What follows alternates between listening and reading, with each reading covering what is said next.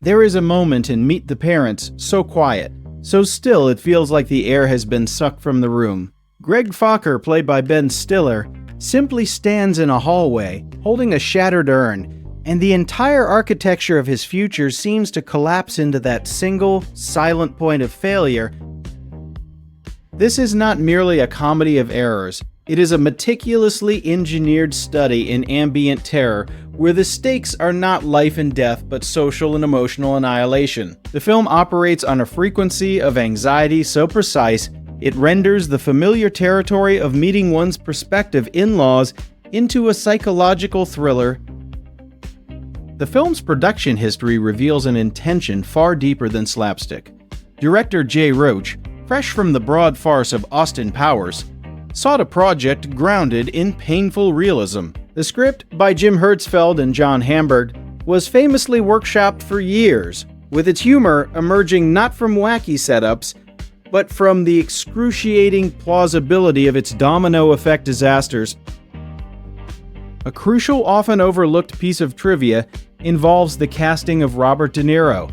His Jack Burns was not written as a former CIA operative in early drafts. This detail was added later. A masterstroke that weaponizes his iconic, intense screen presence. It transforms paternal scrutiny from mere disapproval into a form of institutional interrogation, raising the procedural stakes to near espionage levels. Cinematographer Peter James employs a visual language of surveillance.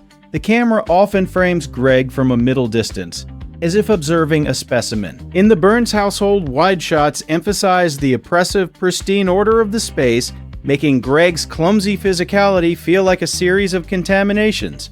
The color palette is dominated by warm, affluent earth tones, an environment that should feel welcoming but instead feels like a gilded cage. The film's central theme is performance, the exhausting act of constructing an ideal self for judgment. Greg is not just a man trying to impress. He is an actor on a stage where the script keeps changing, the audience is hostile, and every prop is rigged to fail. His profession as a male nurse is the first crack in his facade, clashing violently with Jack's hyper-traditional, law enforcement vision of masculinity.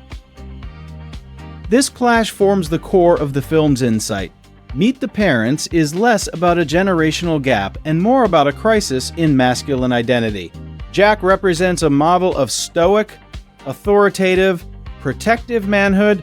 Greg represents a newer, more vulnerable, emotionally literate model. Their conflict is a silent war over which version Pam, and by extension the family, will validate. Every set piece functions as a trial in this war. The dinner table becomes a courtroom. The backyard volleyball game is a gladiatorial arena. Even the simple act of lighting a pilot light is an initiation rite. Greg fails not because he is incompetent, but because he is trying to play by Jack's archaic rules. A game he is fundamentally unequipped to win. The character of Jinx the cat is the film's perfect metaphor. She is an unseen, capricious force of nature that Greg is blamed for antagonizing. She represents the intangible, unspoken family history, the insider knowledge, and the latent chaos that Greg, as an outsider, can neither see nor control. His battle with the cat is a battle with the family's subconscious. Music supervisor Liza Richardson's choices are subtly brilliant. The score by Randy Newman is sparing, often using simple, melancholic piano motifs that underscore Greg's isolation rather than punctuating jokes. The use of familiar, gentle songs like Wind Beneath My Wings during moments of extreme tension creates a dissonance that heightens the anxiety, making the humor feel earned through discomfort. Consider the infamous milking the cat scene. On its surface, it's absurd physical comedy, but examine its structure. It begins with Greg attempting a sincere, helpful act. It escalates through a series of logical small mistakes. The horror peaks not with the act itself, but with the slow-motion silent movie reaction shot of Jack witnessing it. The comedy is in the catastrophic gap between intention and perception. The film's emotional core, often buried under the cringe, is Greg's genuine love for Pam, played with grounded warmth by Terry Polo. This is the anchor. Without it, Greg is just a hapless fool. With it, every humiliation is a sacrifice, every failed performance a testament to his devotion. His vulnerability is his strength, even if the world of the Burns house interprets it as weakness.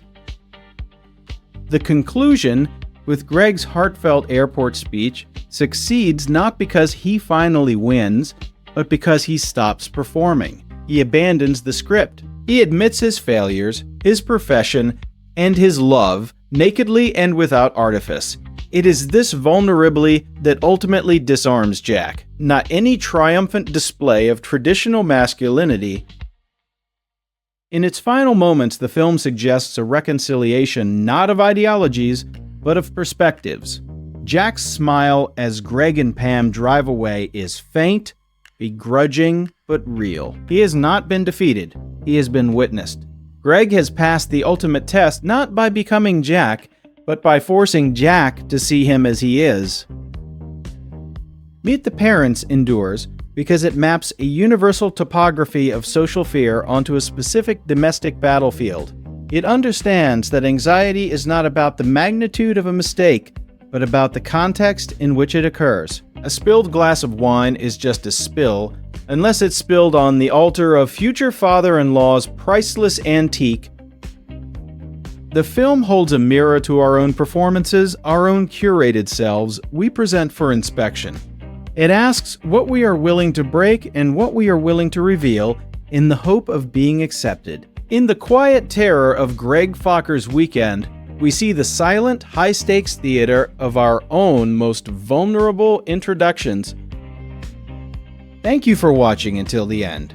We pour our passion into every single video essay, exploring the stories behind the movies we all love. If you stumbled upon this video by chance, there is a very high probability you might never see our channel again in your feed. So please take a moment to hit that subscribe button, leave a like, and ring the bell. We are actively growing this community of cinema lovers, and your support is what helps us make our content better and more insightful every single day. Let's explore the magic of filmmaking together. See you in the next one.